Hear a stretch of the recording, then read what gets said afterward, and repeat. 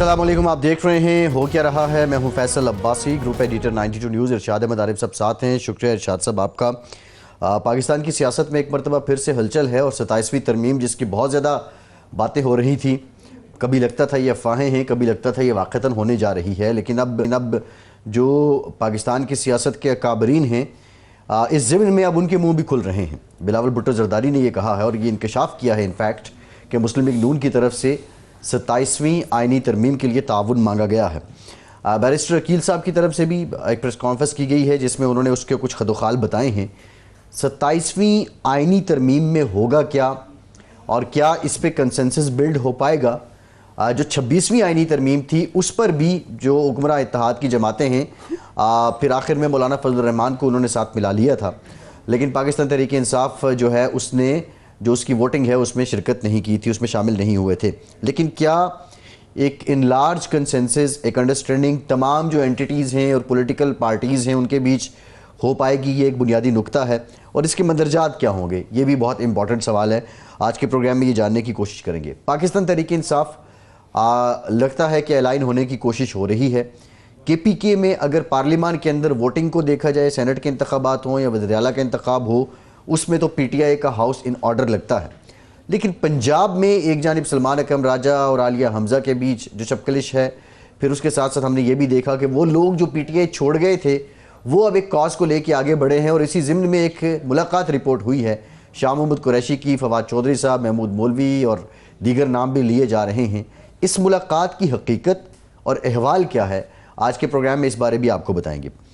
आज DG ISPR lieutenant general Ahmad Sharif साहब ने सहाफ़ियों के साथ, एंकर्स के साथ, जिसमें इस्लामाबाद से भी, पेशावर से भी, लाहौर से भी, मुल्क के दीगर शहरों से भी बड़ी तादाद में सहाफ़ी, रिपोर्टर्स, एंकर्स, एनालिस्ट मौजूद थे, गुफ्तगू की है।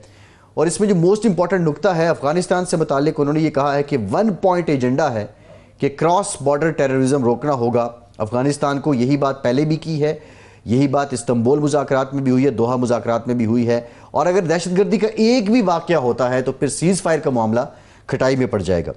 भारत से मुतालिक जो उन्होंने बात की है वो बड़ी अलार्मिंग है कि भारत फ़ज़ाई और ज़मीन पर शिकस्त खाने के बाद अब कोई गहरे समंदर में मुहिम जोई के अज़ाइम रखता है और आलमी जो कम्युनिटी है उसको इस बात का अंदाज़ा जायज़ा लेना चाहिए। बहरहाल पाकिस्तान उसकी हर तरह के जवाब के लिए तैयार है और ये भी कहा है कि आड़े हाथों लेंगे अब की बार भी जो भारत ने अगर कोई ऐसी फॉल्स फ्लैग करने की कोशिश की तो।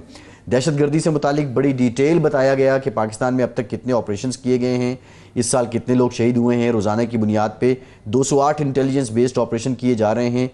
वादी तीरा में या KPK में किसी किस्म का कोई लार्ज स्केल ऑपरेशन नहीं होने जा रहा है। सुहेल आफरीदी साहब से मुतालिक सवाल हुआ तो उन्होंने कहा कि he is CM of KPK, full stop. ये तमाम मामलात में इससे हम बात करेंगे। इरशाद साहब अब आज शरीक थे आप भी, जिनके साथ गुफ्तगू की गई DG ISPR की तरफ से। ओवरऑल आप क्या समझते हैं कि जो बहुत से अबहाम थे, जो चहमगोइयाँ थी, कयास हो रहे थे, वो दम तोड़ गई हैं। गज़ा से मुतालिक एक बड़ी क्लियर बात हुई कि हुकूमत और सियासी जमातें फ़ैसला करेंगी। 27वीं तरमीम से मुतालिक हुई। ओवरऑल आज की जो गुफ्तगू है आप उसको कैसे देख रहे हैं? अब ऐसा बुनियादी तो नुक्ता जो था वो ज़ाहिर बात है कि जो दोहा मुज़ाकरात हुए उनका फॉलो अप इस्तंबुल मुज़ाकरात था और उसमें जो चीज़ें तय हुई उस पर कुछ सवालात उठ रहे थे या उठाए जा रहे थे। एक नुक्ता नज़र अफ़गानिस्तान की तरफ से आ रहा था, एक हमारा सरकारी नुक्ता नज़र है, अवामी नुक्ता नज़र है। उस पर वजाहत से बात तो उसी पर हुई है। अगर वादी तीरा का ज़िक्र आया या बलूचिस्तान का ज़िक्र आया या KPK के और इलाकों का ज़िक्र आया तो उसी पस मंज़र में आया। बल्कि पाकिस्तान की सियासत का जो पहलू थोड़ा सा डिस्कस हुआ वो भी उसी पस मंज़र में, उसी तनाजुर में हुआ। अदरवाइज़ पाकिस्तानी पॉलिटिक्स जो है वो डिस्कस ही नहीं हुई। और दूसरा जो अहम मामला था वो यही था कि पाकिस्तान की सिक्योरिटी, पाकिस्तान का अमन व सलामती जो है उसके ज़ामिन हम खुद हैं। पाकिस्तान की हुकूमत है, पाकिस्तान के इदारे हैं, पाकिस्तान के अवाम हैं, पाकिस्तान के सियासतदान हैं। हम कोई अफ़गानिस्तान से कोई ज़मानत नहीं मांग रहे कि हमारी सिक्योरिटी की ज़मानत दें। वो हम खुद करेंगे और वो हम ताकत के ज़रिए करेंगे। हमारे पास पावर होगी, मजबूत पोजीशन में होंगे तो हम अपना दिफा करेंगे। और दूसरा ये है कि हम अफ़गानिस्तान से जो तवक्को कर रहे हैं वो ये नहीं है कि वो हमें अमन की ज़मानत दें। अफ़गानिस्तान अपनी वो ज़िम्मेदारियाँ पूरी करे जो एक हमसाये की ज़िम्मेदारी है, एक रियासत की ज़िम्मेदारी है, और दोहा एग्रीमेंट जो अमेरिका के साथ उसका हुआ उसमें जो उसने ज़मानतें दी थी या ज़िम्मेदारियाँ कबूल की थी वो पूरी करे। मिसाल के तौर पर अगर अफ़गानिस्तान में एक नुमाइंदा हुकूमत होती है तो वो वहाँ के मामलात को बेहतर अंदाज में डील कर सकती है और वहाँ भी अमन कायम कर सकती है और इर्द गिर्द के हमसायों को जो शिकायत हैं उनका इजाला भी कर सकती है। इसी तरह एक दोस्त हुकूमत के तौर पर हम ये तवक्को करते हैं कि अगर उसका नुक्ता नज़र ये है कि ये जो लोग वहाँ बैठे हुए हैं TTP के या BLA के या कोई और ग्रुप हैं वो पाकिस्तान के बाशिंदे हैं, पाकिस्तान के शहरी हैं, तो फिर वो हमारे हवाले करे जी। वो हम अपने आइन के मुताबिक, अपने कानून के मुताबिक उनके साथ डील करेंगे। आप जब बिठाए रखेंगे उनको अपने हमारे हवाले भी नहीं करेंगे, उनको शरारतों से रोकेंगे नहीं, तो उसके बाद फिर अपना कानूनी हक है अपनी हिफाजत का, अपनी सरहदों की हिफाजत का, अपने बाशिंदों की हिफाजत का वो अदा करेंगे और ताकत के ज़ोर पर करेंगे। इसी तरह ये वजाहत भी उन्होंने कर दी कि पाकिस्तान के मामलात में दहशतगर्दी का जो ख़ात्मा है वो हमारी ज़िम्मेदारी है और वो मजबूत मुत्तफ़िका नैरेटिव के ज़रिए हो सकता है और सियासतदानों, फ़ौज, हुकूमत, पार्लियामेंट, उलमा, मीडिया, जितने भी स्टेक होल्डर हैं इस रियासत के, उनके मुश्तरका मुत्तफ़िका मौक़िफ़ के ज़रिए हो सकता है। रियासत के पीछे ये सब खड़े होंगे तो रियासत उनसे नबरदाज़मा। अच्छा इरशाद साहब, जो पॉलिटिकल क्राइम नेक्सस की बात की गई है, बड़ा डिटेल आज बताया गया कि जो नया पॉइंट था हमारे लिए भी, इससे पहले भी इस पे बात होती थी, लेकिन जो एलिमेंट था ड्रग्स का, नारकोटिक्स का, उसको बड़ा इलेबरेट किया गया कि 12,000 एकड़ KPK में पोस्ट की कास्ट हुई है और जिसको सुखाया जा रहा है। और फिर ये भी बताया गया कि वहाँ के मशरान का क्या ताल्लुक़ है उससे, ख्वारजी उनको कैसे प्रोटेक्ट करते हैं, फिर वो हिस्सा काबुल तक कैसे पहुँचता है। और ये भी लफ्ज़ इस्तेमाल किया गया कि इन लोगों की ख्वाहिश है कि जो बॉर्डर है उसको मैन बुलेवार्ड बना दिया जाए ताकि ये सिलसिला चलता रहे। तो ये जो पॉलिटिकल टेरर नेक्सस है, क्योंकि इससे पहले इसको लोग बहुत डिफरेंट एंगल्स में ले रहे थे, इस ज़िम्न में जो बात हुई है और इस ज़िम्न में जो अफ़गानिस्तान का भी कंट्रीब्यूशन है और लोकल कम्युनिटी का भी है, उसके लिए आप क्या समझते हैं कि अब हाल भी क्या कोई नज़र आया है आज? क्योंकि एक बात ये भी की गई कि नैप नेशनल एक्शन प्लान के तहत फ़ौज ने तो इलाका क्लियर करना है, पहले भी वादी तीरा क्लियर किया, वहाँ की इंतज़ामिया का, डिस्ट्रिक्ट गवर्नमेंट का, प्रोविंशियल गवर्नमेंट की जिम्मेदारी थी कि उन लोगों को कहीं और लगाना है, यानी किसी ये DGI SPR ने जो बात की, ये बात हम जैसे लोग भी अरसा दराज से कर रहे हैं कि फ़ौज का काम किसी इलाके को क्लियर करना है, वहाँ अमन कायम रखना, बरकरार रखना, मजबूत मुस्तहकम सिविल मशीनरी के ज़रिए मुमकिन है। और वो सिविल हुकूमत, पुलिस, ब्यूरोक्रेसी, जो दूसरे इदारे इंटेलिजेंस, सिविल इंटेलिजेंस इदारे हैं, वो अगर मजबूत होंगे तभी वहाँ अमन बरकरार रह सकेगा। आप बात जारी रखिएगा इरशाद साहब। फैसल चौधरी साहब ने हमें ज्वाइन कर लिया, PTI के वकील रहनुमा। फैसल साहब बहुत शुक्रिया आपका, आपसे गुफ्तगू करेंगे। जी इरशाद साहब। और ये बात हकीकत है कि अगर एक इलाका फ़ौज क्लियर कर देती है तो फिर वहाँ की सिविल हुकूमत का ये फ़र्ज़ बनता है या सिविल मशीनरी का ये फ़र्ज़ बनता है कि वो उस अमन को बरकरार रखे, वहाँ दोबारा ना कोई कायम होने दे, किसी किस्म के कोई अमाजगा पनाहगाह बनने दे, और ना इतना लूज़ मामलात को छोड़े कि कोई आके उस खला को पुर करे। जो दो चीज़ें और इम्पॉर्टेंट थी वो मेरे नज़दीक ज़रूरी उनका ज़िक्र है। एक तो ये है कि गज़ा में फ़ौज भेजने के हवाले से उन्होंने ये कहा कि जी ये फ़ैसला हमने नहीं करना, हमने अपनी इनपुट देनी है, बाकी ये पार्लियामेंट ने फ़ैसला करना है, ये हुकूमत ने करना है। और दूसरा जो आम तौर पर ये प्रोपेगेंडा हो रहा था ख़ास तौर पर अफ़गानिस्तान की तरफ से कि जी ड्रोन हैं वो पाकिस्तान, अमेरिकन ड्रोन पाकिस्तान से उड़ते हैं और अफ़गानिस्तान पर हमलावर होते हैं। उन्होंने कहा हमारा कोई ऐसा मुआहदा नहीं है और हमारी सरजमीन कोई मुल्क इस्तेमाल कर सके नामुमकिन है। एक वजाहत होगी, सामने आ गया कि नहीं ऐसी कोई बात नहीं है। तो ये चीज़ें थी। बाकी है कि सुहेल अफरीदी साहब के हवाले से सवालात हुए एक दफ़ा, फिर दूसरी दफ़ा, और उन्होंने कहा कि वो CM हैं और आइन के मुताबिक जो रियासत है वो हुकूमत उसमें शामिल है, खा वफाकी हुकूमत हो खा सूबाई हुकूमत है, उसके अहदेदार शामिल हैं। और उस लिहाज से सुहेल अफरीदी साहब भी, और ये भी कहा कि एक रियासती इदारा होने के नाते KP के गवर्नमेंट के साथ भी सरकारी ताल्लुक है, जिस तरह दीगर गवर्नमेंट के साथ है, इसीलिए उनके पास उन्होंने जाकर मुबारकबाद भी पेश की। इस पर भी इरशाद साहब आगे जाके हम बात करेंगे।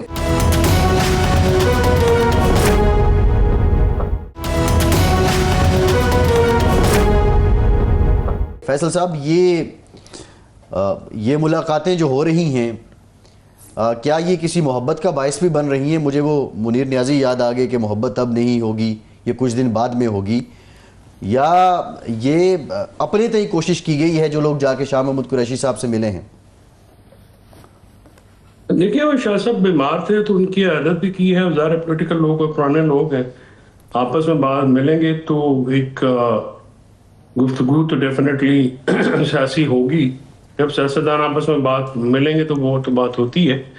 दूसरी जहां तक बात यह है कि रिहाई की कोशिश एक की जा रही है, मैं समझता हूँ कि उसको जो लोग मोतरज़ हैं अब उनकी मुझे उसमें बड़ी डायकॉटमी है। लेकिन आज भी जो वज़ीर आला के मामले खसूसी हैं, वज़ीर आला KP के, उन्होंने कहा जी कि हम बाख्तार लोगों से बात करना चाहते थे। अगर वो एक आप ये बात करना चाहते हैं कि कोई शख्स कोशिश भी ना करे, पुरानी जो मौजूदा लीडरशिप है वो पुरानी लीडरशिप को पूछे भी ना, उनसे बात भी ना करे और उनको ना पूछे, ना उनकी तमारदारी करे, ना उनकी जेल पे मुकदमात में जाएं, या सिर्फ वो यहाँ पे हर वक्त लड़ाई लिस्टों की करते रहें, तो ये भी तो कोई बात नहीं है। अगर कोई इमरान खान साहब की रिहाई के लिए कोशिश करता है, आप अपोजिशन जमातों के साथ भी बैठने को तैयार है।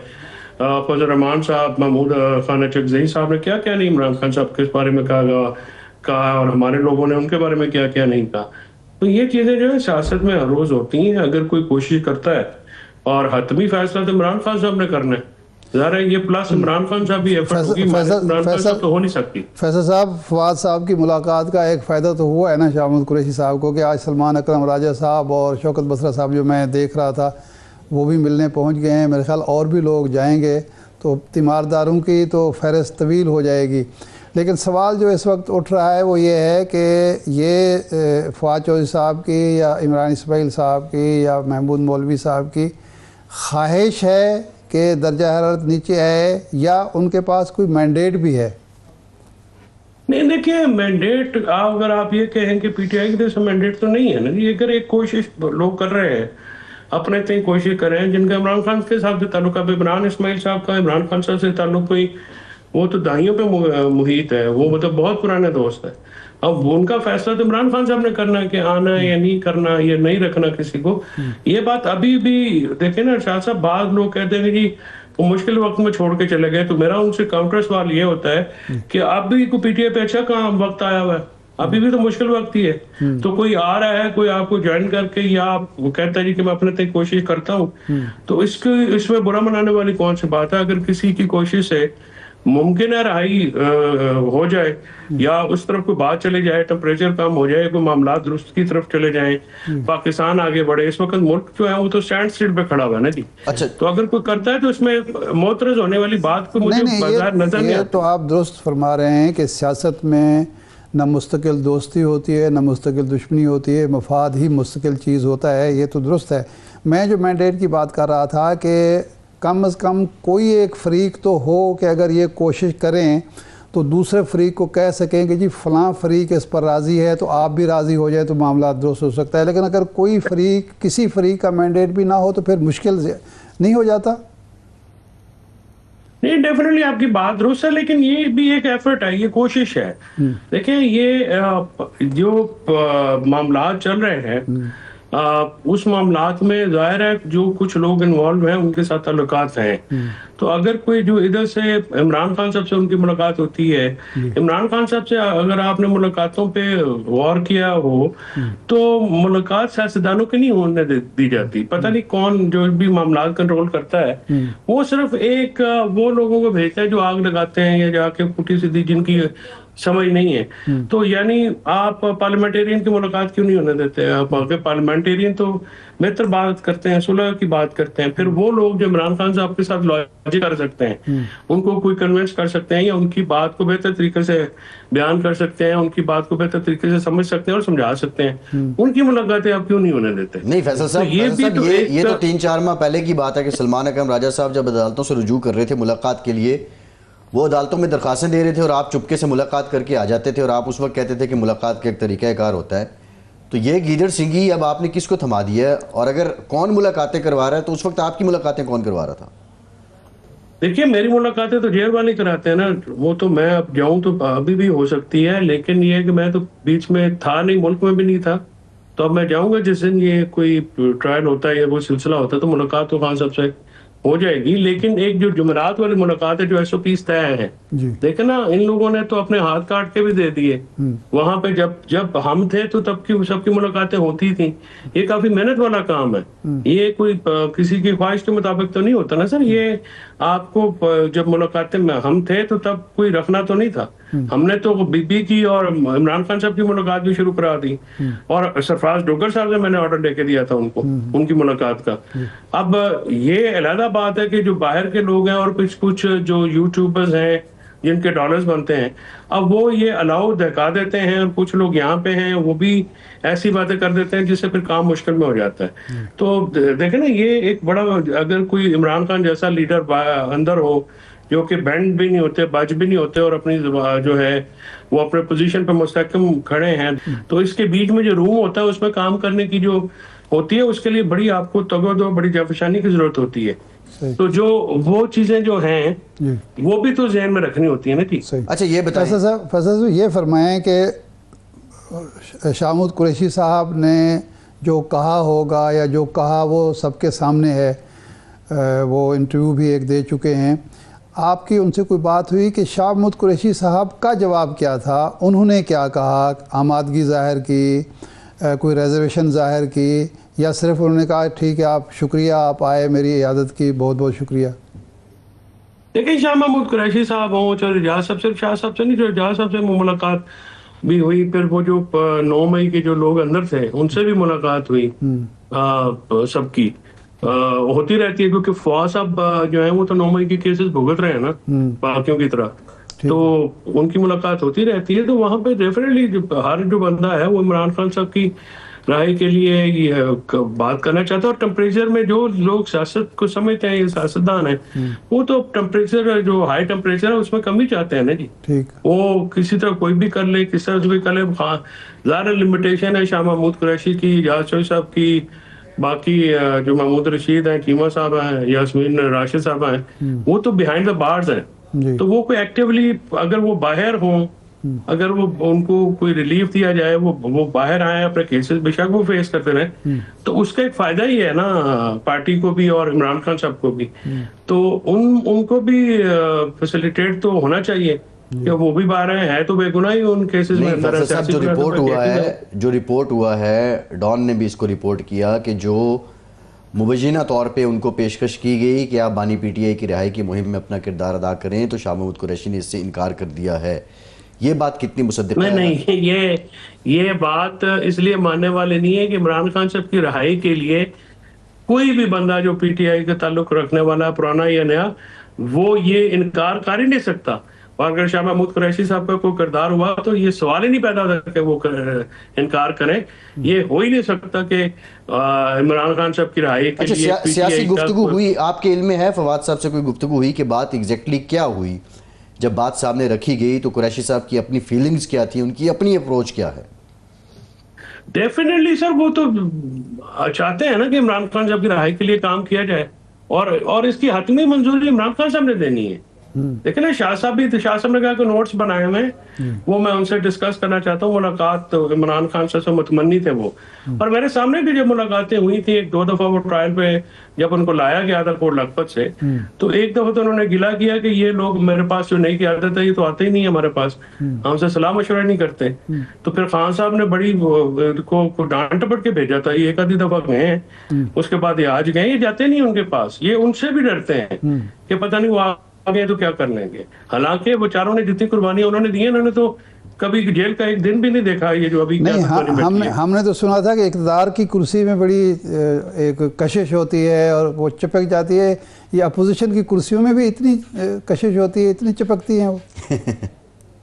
पता नहीं सर, ये आप क्योंकि नए नए है ना अभी शौकीन है, नए नए एक्सपोज हुए, तो पता नहीं है कि ये सारा जो है, ये जो इस पर रौनक है ये लगी हुई इनकी, ये तो इमरान खान साहब की वजह से लगी हुई है। इरशाद साहब, असल जो मसला है देखें, एक सियासी हकीकत है, वो ये है कि इमरान खान और कारकुनान के बीच में कुछ भी नहीं है। ये मौजूदा क़यादत को आप रिप्लेस कर दें किसी और के साथ, अब अली अमीन गए, सुहेल अफरीदी आ गए, वो फर्क पड़ा? डेफिनेटली नहीं पड़ा, बल्कि उससे ज्यादा हो गया।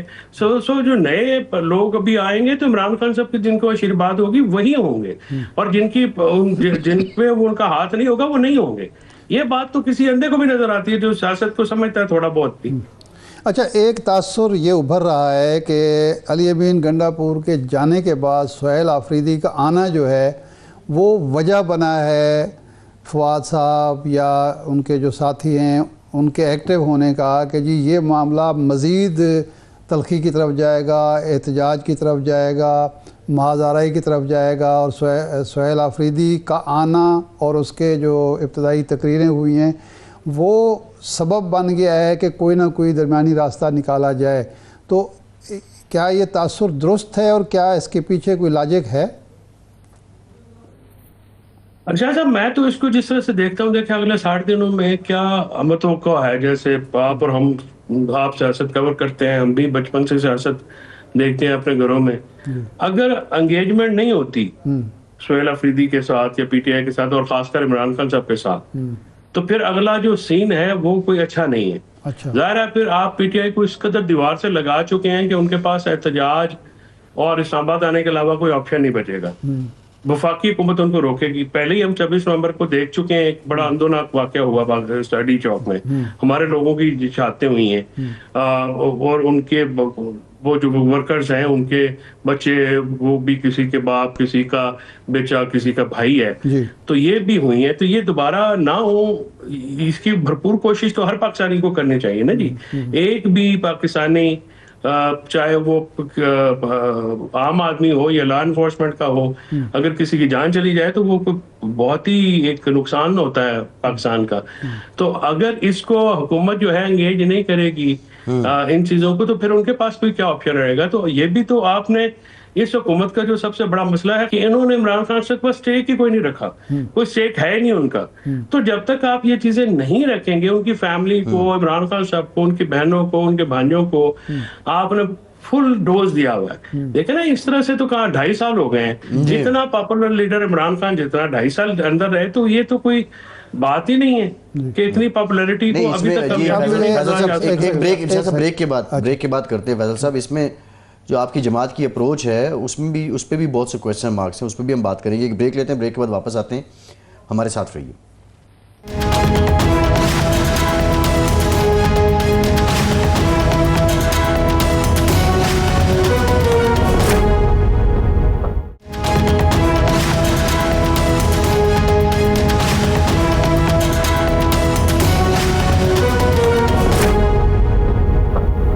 ब्रेक के बाद एक बार फिर से आपका खैर मकदम करते हैं। फैसल साहब, ये बताइएगा, अब 27वीं तरमीम से मुताल्लिक कोई अभाम नहीं रहा, तो बिलावल साहब ने भी बात की है, बैरिस्टर अकील साहब ने भी बात की है, तो पीटीआई को इस पीटीआई की अप्रोच इस पर क्या होनी चाहिए? या तो एक रिवायती अप्रोच तो हमें ये लगती है कि यकमुश्त इसको रिजेक्ट ही कर दिया जाए, या बात सुननी चाहिए, समझनी चाहिए, और इस वक्त पीटीआई इस पर सोच क्या रही है? देखिए, पीटीआई तो अभी ज़रा अपनी सोच का इजहार करेगी जब डेलिब्रेशंस होंगी। लेकिन गुजारिश ये है जी कि इस वक्त ये तरमीम जो 27वीं तरमीम लाई गई है, 26वीं, क्या इसका मैंडेट है इस हुकूमत के पास? क्या इसमें जो इनकी पॉलिटिकल क्राइसिस जो है, लेजिटिमेसी का क्राइसिस, क्या वो रिजॉल्व हुआ है? क्या इनके मंशूर का हिस्सा था वो? क्या ये दोनों जो जिस तरह से आइन का की हैयत बदली जा रही है, आइन का अवलियत तबाह किया जा रहा है, आप अदलिया को जो है बिल्कुल सबसर्विएंट कर रहे हैं, सुप्रा पार्लियामेंट आप एक अदालत लेके आना चाह रहे हैं, एनएफसी अवार्ड जो है उसकी स्ट्रीमलाइनिंग ज़रूरी है। आईनी अदालत जो है 2009 में नहीं हुई 18वीं तरमीम में, तो 17 साल बाद उसकी क्या ज़रूरत है? और इसी तरह से जो है बाकी मामलात पे आप सूबों का जो टैक्सेशन है वो भी कट करेंगे। तो इस सब चीज़ों को करने के लिए बहुत बड़ी रिफॉर्म्स हैं और कॉन्स्टिट्यूशन रिफॉर्म्स आप अपनाना चाह रहे हैं। तो आपने अवाम को इतना एतमाद में लिया है, ना सिविल सोसाइटी को, ना ये डिबेट हुआ है, ना ये अभी बिलावल साहब ने एक फीलर छोड़ा है कि इसका वो क्या करते हैं, वो स्पॉइलर कह लें या फीलर कह लें। ये 3 नवंबर का दिन उन्होंने चूज किया ये ट्वीट करने के लिए, और वो उन पे जो बात आई है हुकूमत ने, तो जाहिर है ये सारे, और एग्जीक्यूटिव मजिस्ट्रेसी का भी निज़ाम बहाल कराना चाह रहे हैं आप। 1973 से अब तक जो मामलात सेटल्ड थे उनको आप छेड़ने जा रहे हैं। तो सबसे बड़ा सवाल तो ये है ना कि आपके पास इसका मैंडेट का क्या है? नहीं, आपके ये आपने ये इलेक्शन तो इस पर फैसल लड़ा, साहब, आपके अभी इलेक्शन तक से तो आप सवाल है। देखिए, आप आईनी कानूनी एतबार से तो आपकी जमात उनके मैंडेट को चैलेंज तो ज़रूर करती है, लेकिन उनके मैंडेट को तो गलत साबित नहीं कर सकी। तो क्या ये नाकामी नहीं है आपकी जमात की? नहीं, कहाँ पे साबित नहीं कर सकी आपने? इस्लामाबाद में थे वो जज साहब हैं, उनको उड़ा के रख दिया जिन्होंने ये इसका नोटिस लिया। जिसने इस चीज को हैंडल करे अपना करने की कोशिश की है। 3 दफा तो आप इलेक्शन एक्ट में ड्यूरिंग दिस आप तरमीमें लेके आए हैं। जब आप इस पे, जिसको अंग्रेजी में कहते हैं कि government is help and to deceive the process of law legitimacy, democracy को भी आप विजन पहुंचा रहे हैं। आप तो बिल्कुल ही उल्टे, मतलब कमान बने हुए हैं, उल्टबाजी लगाने को भी तैयार है हुकूमत की, जो मर्जी हो जाए। इन्होंने कोई अदारा नहीं छोड़ना जो कि एहतसाब कर सके। अदलिया का दायरा खत्म हो गया है, कोई वहां पे हम कहाँ पे साबित करें सर? फैसल साहब, हमें साबित करने की तो जरूरत जब हो ना, जब इंटरनेशनल और थर्ड पार्टी जो है वो हमारी बात को सपोर्ट ना करी हो। International media, national media, third party हमारे स्टांस को एंडोर्स कर चुके हैं। फैसल साहब, जी सर। जब 26वीं तरमीम हो रही थी तो हुकूमत और पीटीआई के दरमियान एक राब्ता हुआ। मौलाना फजल रहमान साहब जो है वो विचोले बने और एक अंडरस्टैंडिंग पैदा होते होते खैर वो मामला बिगड़ गया। फिर क्या ये 27वीं आइनी तरमीम का मुसवदा जो है ये एक राब्ते का ज़रिया बन सकता है? ज़ाहिर बात है कि हुकूमत जिस तरह की वन साइडेड तरामीम लाना चाहती है वो तो पीटीआई को कबूल नहीं होगी। और अगर ये नहीं बनते और सुहेल आफरीदी साहब महाज़ाराई की तरफ जाते हैं, कोई एहतजाजी तहरीक की तरफ जाते हैं, हुकूमत एक कदम आगे नहीं बढ़ाती, पीटीआई एक कदम पीछे नहीं हटती, तो फिर आप क्या समझते हैं कि बानी पीटीआई की मुश्किलात में इजाफा होगा या रिलीफ मिलेगा? हालात का जबर जो है वो रिलीफ पर मजबूर करेगा हुकूमत को? देखिए सर, अभी तक तो जो पीटीआई की हिकमत अमली कोई सियासी है नहीं। एहतजाज के लिए भी जो हिकमत अमली चाहिए होती वो भी कोई सामने नजर तो नहीं आ रही। हुकूमत की तो एक ही हिकमत अमली है, वो है डंडा फेरना। यानी वो जिसको चाहे वो लंबा डाल लेते हैं। मीडिया हो, आपके ताजर हो, आपके सियासी जमातें, पीटीआई को स्पेस नहीं दी जा रही। लेकिन फिर भी इसका हल तो गुफ्तगू शनीद में ही है ना सर, और एंगेजमेंट है। आखिर पॉलिटिकल जमातों के पास तो डायलॉग के अलावा कोई और ऑप्शन होता कोई नहीं जी। है। बंदूक का और सियासत का आपस में तो कोई ताल्लुक होता नहीं, ना होना चाहिए। तो इसी वजह से आप अगर 27वीं तरमीम में भी कोई बात होती है, एंगेजमेंट होनी चाहिए। उसका बहाना आप जी, ठीक है, 27वीं दुरुस्त तरमीम बात है। बना लें, रोटी बना लें, चाय बना लें, जी वैसे मुलाकात बना लें, जी, लेकिन बिल्कुल ठीक है। एंगेजमेंट होनी बहुत चाहिए। जी, बहुत शुक्रिया फैसल चौधरी साहब आपके वक्त का। जो अपना नुक्ते नज़र है वो दे रहे थे। इरशाद साहब, बहरहाल अब ये तो बात तो क्लियर हुई है ना, ये बहम ख़त्म हो गया कि 27वीं तरमीम जो है वो कहीं डिस्कशन में नहीं थी, या ये सिर्फ महज अफवाहें ही थी या क़यास ही था। हुकूमत को क्या अप्रोच लेनी चाहिए? अब इस पे टाइम ले हुकूमत पूरा कि इसको इन्होंने पब्लिक करे, सिविल सोसाइटी, लीगल कम्युनिटी ये सब आएँ, या 26वीं वाला यही सीन आपको रिकैप होता नज़र आ रहा है? अब ऐसा आइन जो है 1973 का आइन एक मुत्तफ़िक़ आइन था और उसकी जो बुनियादी रूह थी वो ये थी कि ये मुल्क इस्लामी जमहूरी रियासत होगी, पार्लिमानी रियासत होगी, वफाकी रियासत होगी, जिसमें आज़ाद अदलिया होगी अवाम इस मुल्क के मालिक और हुक्मरान होंगे। अल्लाह तबारक व तआला की जो हुक्मरानी है उसका परताव अवामी हाकमियत की सूरत में सामने आएगा। भुट्टो साहब ने ज़्यादती की कि जो ही आइन बना चंद दिनों के बाद तरामीम करके उसका हुलिया बिगाड़ दिया। उसके बाद फिर ज़िया-उल हक साहब आ गए, वो तो ज़ाहिर एक फ़ौजी आमिर थे, उन्होंने जो जितना उस आइन को बदनुमा किया जा सकता था या उसकी रूह निकाली जा सकती तो उन्होंने की। उसके बाद भी फिर हमारी सिविल हुकूमतों में भी ये काम किया। और मुशर्रफ की दिलचस्प बात यह है कि आज 3 नवंबर है जी। 3 नवंबर वो दिन है जो सियासतदानों के लिए और जो रूलिंग एलीट है उसके लिए सोच विचार का दिन है कि जब आप ताकत के ज़रिए मामलात को चलाने की कोशिश करते हैं तो उसके नतायज क्या निकलते हैं। मुशर्रफ को बिलाखिर जाना पड़ा ना ले।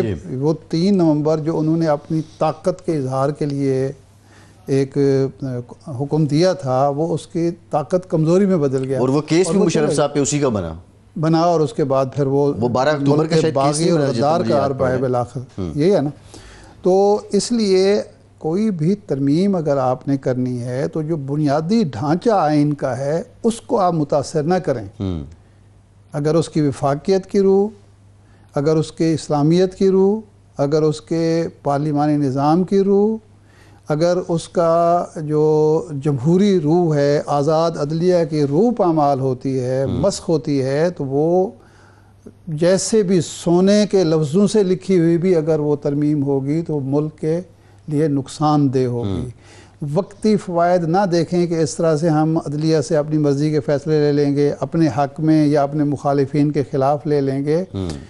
भुट्टो साहब ने एक कानून बनाया, कुदरत किस तरह से मुकाफ़त अमल होता क्या है कि जी बाहर का कोई वकील जो जिस वकील की 2 साल इस मुल्क में प्रैक्टिस नहीं होगी वो केस नहीं। भुट्टो साहब ने रमज़ क्लार्क को बुलाना चाहा, तय हो गया, वो यहाँ पहुँचे तो अगलों ने वो दिखा दी कि जनाब ये तो कानून है, आप तो इस मुल्क में प्रैक्टिस कर ही नहीं रहे, कर नहीं सकते, तो आप जाएं, वापस जाएं। एक आपको याद होगा कि जनाब नवाज शरीफ साहब ने सज्जाद अली शाह साहब के दौर में वो चीफ जस्टिस थे, एक कराची में क़याम अमन के लिए एक समरी मिलिट्री कोड का एक कानून पास कर दिया जी, आइन में तरमीम करके एक तरफा तौर पर। और उसमें यह था कि कुछ लोगों को सज़ा भी हो गई, वो 8-10 दिन में ट्रायल होता था और वो कर दिया जाता था। सज्जाद अली शाह साहब ने वो उड़ा दिया। अब लड़ाई जो सज्जाद अली शाह से शुरू हुई वो उसकी बुनियाद इसी बुनियाद पर हुई, लेकिन वो सज्जाद अली शाह के इकदाम की वजह से मियाँ साहब बच गए। अगर वो तरमीम मौजूद होती तो फिर वो इतना लंबा केस भी ना चलता और मियाँ साहब को शायद जद्दा जाने का मौका भी ना मिलता, क्योंकि आगे तो पार्लियामान 3 साल थी नहीं, तो वो केस चल रहा तो होता। इसलिए हुकूमत को सोचना चाहिए कि आज जो आप बोएंगे कल आपको भी काटना पड़ेगा। तो इसलिए जो भी काम आपने करना है मुल्क के फ़ायदे के लिए करें, अवाम के मुस्तकबिल के लिए करें, नौजवान अपनी नस्ल के मुस्तकबिल के लिए करें। ये दुनिया ना आज ख़त्म हो रही है ना 2027 में ख़त्म हो रही है। ये पाकिस्तान भी इंशाअल्लाह त्या क़यामत रहेगा और ये सियासत और जमहूरियत भी होगी तो आपका मुस्तकबिल भी होगा। आज आप आसानी में हैं, कल आपके लिए मुश्किलात होंगी, फिर आसानी होगी परसों। लेकिन आप समझें कि ये दौर ये वक्त हमेशा मुश्किल वक्त, अगर मुश्किल वक्त जो है वो भी गुज़र जाता है और आसान वक्त भी गुज़र जाता है, ये कभी नहीं हुआ इन्ना माल उसरे युसरन इन्ना माल उसरे युसरन। जी सही है। तो इसलिए ये तरमीम जो है वो उस पर बहस भी होनी चाहिए। बुनियादी सवाल जो है वो ये है कि आप अदलिया की आज़ादी वापस दें। 26वीं आईनी तरमीम ने अदलिया की आज़ादी को पामाल किया है, अदलिया आज़ाद नहीं रही, ये एक हकीकत है जिसको मानना चाहिए। कोई इसकी नेगेशन करता रहे, लेकिन हम खुद देख रहे हैं कि इस वक्त सूरत हाल क्या है।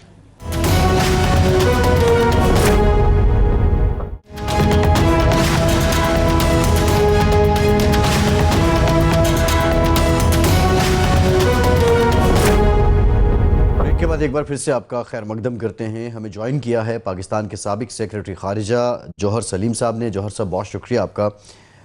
6 नवंबर से अब 6 नवंबर से अब जो इस्तांबुल है उसमें पाकिस्तान और अफ़गानिस्तान के मामले पे फिर से बात हो रही है, मुज़ाकरात हो रहे हैं और जो वेरीफाइबल मैकेनिज़्म है उसकी कोई शक्ल सामने आएगी।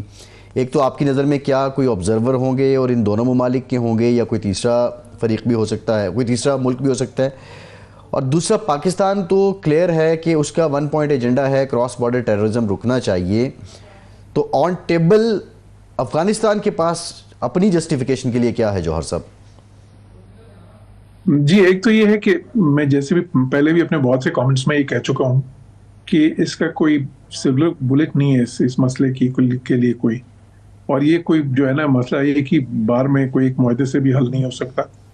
खैर, हम उम्मीद करते हैं कि अब जो पहले जब दोहा का राउंड हुआ उसमें एक जो बात हुई कि सीज फायर हुआ और साथ ही एक ये तय पाया कि जी ठीक है कि आप जो उन दहशतगर्द तंजीमों को सपोर्ट नहीं करेंगे, एक असूली बात हुई। लेकिन उसके बाद जब हमने देखा, जब मौका आया तहरीरी मुआहदा करने का और वेरीफाइबल मॉनिटरिंग मैकेनिज्म बनाने का, तो फिर वो बेशुमार दौर हुए मुज़ाकरात के, लेकिन वो फिर उस पर वो माने नहीं है जो अफगान साइड जो है। फिर खैर फाइनली उसको रेस्क्यू किया जो है, जो मीडिएटर्स हैं बीच में, तुर्की ने खास तौर पे, और उनके प्रेशर से थोड़ा वो आमादा हुए इस पे कि चले मजीद राउंड करते हैं उसमें, इस पे फिर वो मुश्तरका अलामिया जो जारी हुआ जो हमने देखा। अब उसमें भी बड़ी इंटरेस्टिंग चीज़ थी, उस अलामिया में ये जिक्र हुआ इस चीज़ का, वही वेरीफाइबल मैकेनिज्म का। लेकिन उस अलामिया में जब ये कहा गया जहाँ पे कि जी पार्टीज कौन सी हैं, तो उसमें ऑल पार्टीज में वो मीडिएटर्स को भी शामिल किया गया। इसका मतलब है कि वो जो भी मॉनिटरिंग मैकेनिज्म होगा कि जो वायलेशंस को देखेगा, कि खैर उसमें जो लफ्ज़ यूज हुआ ये था कि पीस जो ब्रेक करेगा उसको वायलेशन जो हैं बॉर्डर्स पे। लेकिन जाहिर है कि असल मसला तो दहशतगर्दों का है जो इन्फिल्ट्रेट करते हैं, जो दरअंदाजी करते हैं। लेकिन बहरहाल जो उसमें मैकेनिज्म की बात हुई वो ये था कि उसमें फिर वो मीडिएटर्स भी शामिल होंगे और वो फिर देखेंगे कि क्या वायलेशन जो हैं क्या हो रही हैं, और फिर जो एक्शंस क्या हो रहे हैं, जो मिसाल के अब एक्शंस क्या थे वो। जोसेफ ये फरमाएं कि इसमें जो वन लाइनर है वो जो आर्टिकल 4 है उसका जो एलामिया जारी हुआ उसमें बताया गया कि जी वायलेशन की निगरानी का एक होगा और जो वायलेट करेगा उसको पेनल्टी भी होगी। ये दहशतगर्दी और दरअंदाजी का जिक्र ना करना ये किसी मसलहत का तकाजा था, उनको फेस सेविंग दी गई कि जिक्र नहीं करते लेकिन आपको करना पड़ेगा? जी बिल्कुल ऐसी है कि वो इसका जिक्र नहीं करना चाहते, बल्कि इन सारे मुज़ाकरात से पहले जो चाइना में हुए थे जो फॉरेन मिनिस्टर्स लेवल पे जो मुज़ाकरात, उसमें भी बिल्कुल वो इसी चीज़ पे इंसिस्ट कर रहे थे कि जी वो एक तो वो तो इसमें वो नाम भी किसी तंजीम का डालने के लिए तैयार नहीं थे उस इलामिये में, और बहुत ज़्यादा उनकी ये अफगान साइड की ये कोशिश थी कि ये बात ना आए एक वाज़े तौर पे कि जी वहाँ से दरअंदाजी हो रही है। तो इसलिए अभी भी आपने देखा कि इसमें बहुत मुबहम है, एक एम्बिगुअस रखा गया उसको दानिस्ता तौर पे, ताकि ज़ाहिर है कि ये अलामिया तो सबकी तरफ से था ना, तो ज़ाहिर है उनका मुतालबा होगा ये कि जी ये बात ये इस तरह की जाए कि जी जो भी पीस जो है ना उसको वायलेट करेगा। तो बिल्कुल, लेकिन ये इंडिकेट ये भी करता है कि उनकी तरफ से थोड़ी सी वो जो है ना एक लैक ऑफ क्लैरिटी जो है वो, कुछ एनालिस्ट तो ये भी समझते हैं कि वो थोड़ा सा लैक ऑफ सिंसेरिटी को भी इंडिकेट करता है या लैक ऑफ रिस्पॉन्सिबिलिटी को भी इंडिकेट करता है, क्योंकि वो इस चीज़ की रिस्पॉन्सिबिलिटी नहीं लेना चाह रहे अभी तक, और बिल्कुल एक जो वाज़े मैकेनिज्म है उस पर तो अग्री भी नहीं करना चाह रहे, और वो उनकी कोशिश यही थी हद्दुल मकदूर कि तहरीरी मुआहदा ना हो। तो अभी खैर ये जो 6 तारीख का है उसमें फिर ये भी बात हुई कि प्रिंसिपल्स होंगे, तो प्रिंसिपल्स का मतलब है कि लेवल रेज। वक्त की कमी है इसलिए मैं मुदाखलत कर रहा हूँ आपका कता कलामी। ये फरमाएं कि क्या TTA अहलियत सलाहियत रखती है कि वो इनको रोक सके, या दूसरा जो हमारा मुतालबा है कि अगर आप नहीं रोक सकते तो हमारे हवाले करें, क्या वो उनको हमारे हवाले करने की पोजीशन में है? देखें बिल्कुल कैपेसिटी के भी बिल्कुल इश्यूज हैं। एक तो खैर जो TTA है या तालिबान रजीम है उनके अंदर खुद भी ग्रुपिंग्स हैं, आपको पता है, ज़ाहिर है कंधार ग्रुप है, अखानी ग्रुप है, फिर सेंट्रल अफगानिस्तान का ग्रुप है, तो उनकी आपस की भी जो है ना बहुत ज़्यादा पॉलिटिक्स है, उसकी वजह से भी उनके लिए मुश्किल है जो है ना कोहेरेंट पोजीशन लेना। दूसरी चीज़ ये है कि ये जो TTP के टेररिस्ट हैं उनको ख़तरा ये भी है, बहुत से एनालिस्ट जो हैं ना जो उस सिचुएशन को बहुत अच्छी तरह जानते हैं, वो ये भी कहते हैं कि उनको ख़तरा ये है कि अगर हमने इनको प्रेशराइज किया तो फिर ये ना हो कि ये जाके जो आईएसएल है या इस किस्म की जो दहशतगर्द तंजीम है उनमें जाके मिल जाए। और ये पहले भी होता रहा है, एक दहशतगर्द जो है वो दूसरी किसी तंजीम में चले जाते हैं, फिर तीसरी में चले जाते हैं, क्योंकि एक वे ऑफ लाइफ बन चुका है उनके लिए। तो कैपेसिटी के इश्यूज हैं, लेकिन साथ ही साथ पॉलिटिकल विल भी नहीं है, और एक थोड़ा सा वो भी चीज आ जाती है कि आप रिस्पॉन्सिबिलिटी नहीं लेना चाहते वो। तो लेकिन ये कि पाकिस्तान की तो बड़ी स्ट्रेट हमारा तो ये है ना, जो वाज़ेह पोजीशन वो ये है कि अगर आप एक मुल्क हैं और अगर आप जाहिर है आप तो रिकग्निशन भी मांगते हैं, तो फिर आपको एक कॉमन स्टेट के तौर ब्रीफ कमेंट कीजिएगा, टाइम कम है जौहर साहब जी, आपको जिम्मेदारी भी लेनी पड़ेगी। और पाकिस्तान तो बिल्कुल इस पे हमारी पोजीशन बहुत वाज़ेह है कि यहाँ तो ये आप रोकें, नहीं तो फिर हम हमारे पास जो ऑप्शंस हैं वो हम एक्सरसाइज करेंगे। जी। अच्छा जौहर साहब, ये जो लास्ट क्वेश्चन है आपसे, ज़रा इस बारे में बता दीजिएगा। अभी जो रिसेंटली मामला चल रहा है, इस्तांबुल में मुज़ाकरात हो रहे हैं, उर्दन भी है, इंडोनेशिया, सऊदी अरब, तुर्किया, कि अब गज़ा का जो मामला है उसको आगे कैसे बढ़ाना है और फ़लस्तीनी जो अथॉरिटी है उसको वहाँ के इख्तियारात कैसे देने हैं। तो आप क्या समझते हैं कि इन मुज़ाकरात के बाद according to that peace accord अब अमेरिका कन्विंस करेगा? क्योंकि दूसरी जानिब हम देख रहे हैं कि मुसलसल उस मुआहदे की खिलाफ वर्जी हो रही है कि जब जी चाहता है नेतन्याहू का वो वहाँ पे हमला करता है और फिर उसके बाद खुद ही जंगबंदी का ऐलान कर देता है। देखिए, आपको याद होगा मैंने तो इस पे पहले ही कहा था कि ये जो मुआहदा है ये बहुत ही एक लूजनेट का है, और इसको जो है ना इस पे अमल दरामद कोई आसान नहीं होगा। पहले फेज के अलावा जो पहला फेज था वो तो यही था कि उन्होंने हॉस्टेजेस वापस करने थे और डेड बॉडीज जो उनकी रह गई थी वो वापस करनी थी, और इजरायलीज ने एक खास हद तक विड्रॉ करना था। बट जो उसके बाकी चीजें हैं वो निगोशिएट अभी होनी थी, तो इसलिए उसमें आसान नहीं है। अच्छा, वायलेशन जो है मेनली तो इसराइल की तरफ से हो रही है, लेकिन कुछ हमास की तरफ से भी हुई है उसमें वायलेशंस। उन्होंने भी कोशिश की थी, जहां से इसराइलीज विड्रॉ किए हैं उन्होंने इलाकों पे अपनी अमलदारी कायम करने की कोशिश की थी, जो कि उस मुआहदे की रूह से ये भी है कि जी उनकी किसी किस्म की बात ये नज़्म व नस्क में उनकी अमलदारी नहीं होगी। तो लेकिन ज्यादा ओनस इसराइल पे है। इसराइल की डोमेस्टिक पॉलिटिक्स है, उसमें आपको पता है जो नेतन्याहू की हुकूमत है वो उन चंद वोटों पे खड़ी है जो कि इंतहा पसंद पार्टीज के वोट्स हैं, और वो तो बिल्कुल इस मुआहदे के हक में भी नहीं थे, और वो चाहते हैं कि इसको इस मुआहदे को जो है ना वायलेट भी करें और इलीगल सेटलमेंट बैन करें। लेकिन क्योंकि अमेरिका इसमें बहुत ज्यादा इन्वेस्टेड है, बाकी जो नेबरिंग कंट्रीज हैं वो बहुत ज्यादा इन्वेस्टेड हैं, तो वो प्रेशर जो है इसराइल को इसमें रखेगा। लेकिन हर स्टेज पे आप देखेंगे नेगोशिएशंस होंगी, हर स्टेज पे वायलेशंस होंगी, आप देखेंगे कि इसमें बहुत से चैलेंजेस आएंगे, कोई आसान नहीं होगा। जी दुरुस्त बात, ठीक ठीक। बहुत शुक्रिया जौहर सलीम साहब, साबिक सेक्रेटरी खारजा हमारे साथ मौजूद थे। इरशाद साहब आपका शुक्रिया। प्रोग्राम का टाइम खत्म हो गया, इजाज़त दीजिए।